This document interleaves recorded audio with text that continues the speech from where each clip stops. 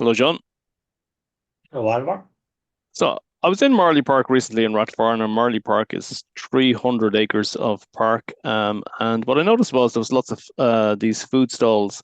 And so my question to you today is, are food trucks and stalls the new church? Okay. Because what you see in a lot now is you got people coming together on a Sunday. There's this communal thing. They want to be part of a community. They all meet together. They buy their food. They stuff their face with lovely mince pies and whatever else, but there's no religion. So what do you think? So they're in the park and going about and dining à la carte, shall we say? They're paying reasonable prices for what they eat, rather than going to a restaurant and forking out a lot of money just to sit in the seats and be waited on. This way, to serve themselves, and the food is cheaper, and so cheap and cheerful, as the fellow says. So that's what they're at. And it's a gathering. So the same way in a church you have a gathering of people that Parishioners, yeah. are Catholic faith. So this is the new way that these people are celebrating their Sundays, and in the park, the 300 acres. It's a lovely park, of course. And so if there's people there, it seems like that there should be some presence of um, the Catholic ethos, the Catholic faith representative. Now, it could be a priest, but it can be lay people as well, because lay people, practicing people, can be effective as well. It's the lady have more of a role now than heretofore. But if they, for example, as I think your father, to his great credit, suggested, a portable church, it can be something that can be assembled that might hold maybe 10 or 20 people when there would be erected. A few people could probably erect it in jig time, and maybe have a little bell, and that you could ring like that. I think I I think did it.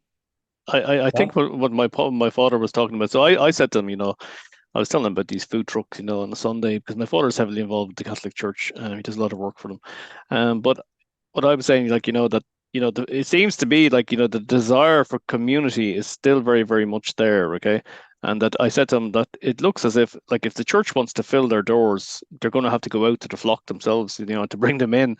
And he came up with this idea. He said, "Well, what about a portable church?" And I said, that wouldn't actually be a bad idea. And you know what? He said to me, yeah. I said to him, just elaborate. And he says, well, I suppose what you'd be talking about really is a small stage, enough for a priest to be there or lay people, and it's almost like the mass rocks years ago when you think about it. Well, correct. Yeah, I see what you mean. Yeah, exactly. Somewhere, and there might be the facility of a microphone that could be connected to a battery or something, or some kind of that it could be, not just talking or shouting to be heard, and and a little bell say, "Come and hear the good news," or something that people are attracted to, because people like good news, don't they? Yeah. Come and hear the good, The thing and about it, it'll do you no harm, and it's well, not going to cost you anything. We won't be handing around a basket for funds.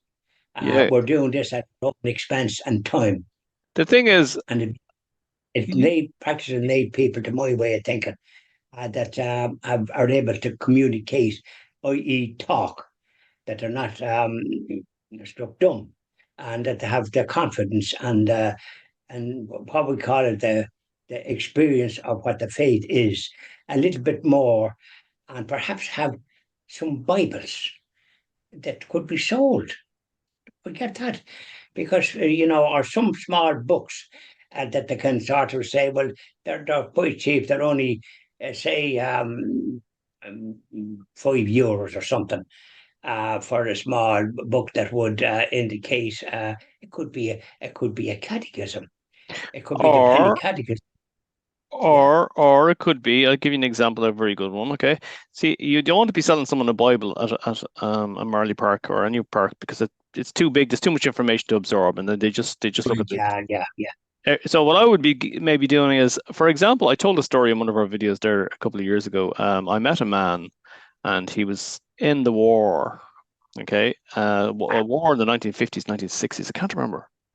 But he's in his late 80s, but he told me that the value of confession. So, I mean, if you were to give, I'll tell you the story now in a second. If you were to give out little pamphlets explaining what confession is, little aspects of the church, things like that, you know. But I'll tell you what happened anyway with this guy. So what happened with him was he was in a war and he killed lots of people. That was his job as a soldier. And then after that, he became a very successful man, a director of several companies around Europe.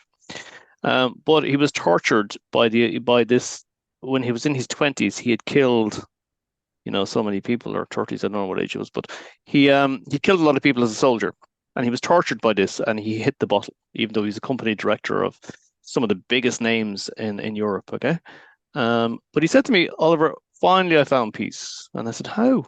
And he says, well, he says, I remembered being a religious young man, he said, and I went into confession, and I told the priest, and I said, Father, I've killed people. I was a soldier. And he said, okay. He says, well, he says, you'll have a big penance. He says, but once you do your penance, you're forgiven, and that's it. I forgive you, and you do your penance, or whatever. And anyway, he said to me, I done my penance, and it was such a weight off my shoulders that was able to give up alcohol, give up everything that was soothing me, and I got on with my life, and it was brilliant. So there's the value of something like confession. Okay, from a psychological aspect, he felt he was cured of absolved of all his sins, and that's the value of confession. So there's a simple little thing.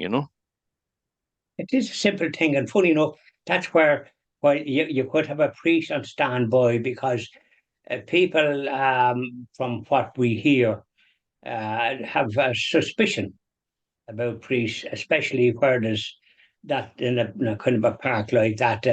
They don't want to be converted that way. But lay people that would have a stage and say a bit of music, the sacred music that the way when you play Ave, when you hear Ave Maria, Hmm. you might have lost your faith, but when you hear that, I've seen it at concerts where on where I'm able to get on YouTube. I love these hymns, and I share them, get them, and but when Ave Maria is sung, it's amazing the effect that it has on people that might have strayed. You see tears. No, you're talking Ave It's Maria. a solid fact. And so therefore that would be something that because people that touches your heart, no matter how cold it is or how astray you've gone, touches the heart. So that would be a great suggestion, I think, to have music that could be heard and and a little bell or something that you could attract people. But when they hear the hymn, when they hear the like of Ave Maria and stuff like that, they come. And then you have a little pamphlet and you whatever it is, and you say it doesn't cost you anything. People go to psychiatrists and bark out through the nose, but you can go to confession Yeah, I as think a the Catholic. I think the most And I think the yeah, most important thing you said there was music. Music is the universal language of the world. So music has a powerful impact on people. It's incredible. And Ave Maria sacred is music, heavenly inspired. it is. Of course it is. And that kind of thing. And then don't forget um, another hymn that rings a bell with people is Faith of Our Fathers. Hmm. And that moves people as well because they kind of blot out what their ancestors had to suffer. So when you hear that, it nourishes the soul as well. But the Ave Maria and a bit of sacred music draws people and they want to hear And it. it's a lovely song as And well. then you're trained how to address the people that you have in front of you and call them brothers and sisters or what have you, Yeah, or the thing friends. The thing about it is a great song, and if you hear sopranos and a choir singing it, is "The Lord is My Shepherd" is a beautiful song. Correct. And that can be done. But the Ave Maria is the center and the It's separate the thing. pinnacle, But absolutely. And there was a song it in can be the an there what? was there was a song in the 1950s by Laurie London or Lendon, I think it was his name.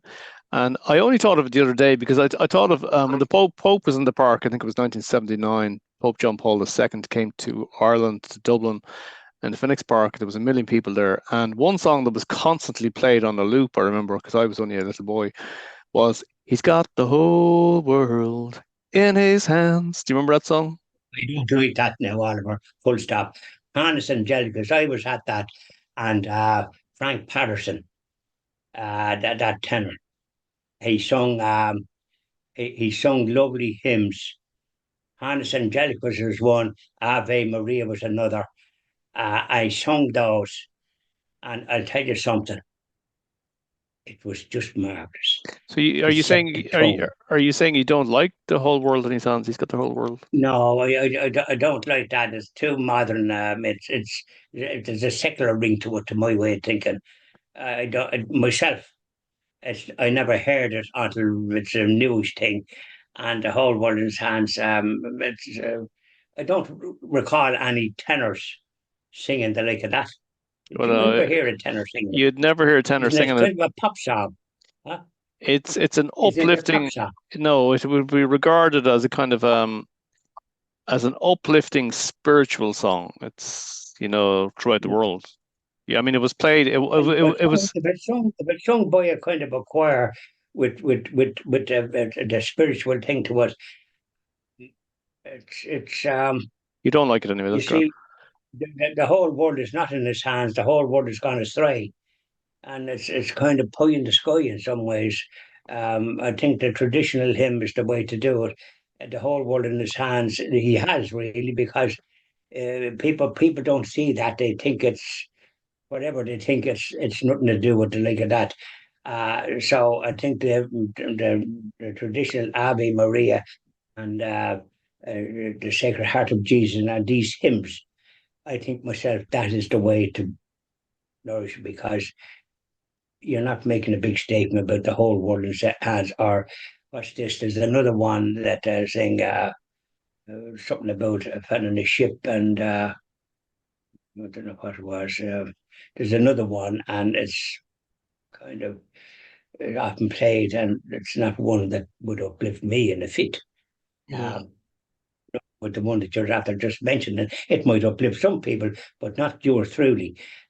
It's the hymns and the sacred is what I hope will bring people back to the practice of the Catholic faith, and then whoever is there, that they're experienced in being able to communicate and know how to communicate and get the feel and get the people, give them that hope. You mentioned it there yourself when we were talking about Veritas, when you get the feeling of hope, and that's the important ingredient to have when we have this portable thing or people have this. It's a solution to bring people back. You go out to where they are, as you rightly say. That's it. So the message is, if you want to fill the church, go out and meet your flock. Isn't that correct? Correct, and take the sort of steps that will attract them, and that means to have some kind of music like that we're just after talking about, and that you have something simple that they can use. It can be a free leaflet, as you rightly say, because there's free leaflets that give the foundation. It doesn't have to be sort of that they have to read, because people's attention span is not what it used to be. I It's mean, not, I it's a grew up, we read books, and I still read books, but a lot of people don't. Their attention span is limited, uh, I think, and so therefore, a pamphlet with the relevant information and the business of hope. very good. Very Thank you very much. important. Thank you very much, John. Thank you very much, Oliver.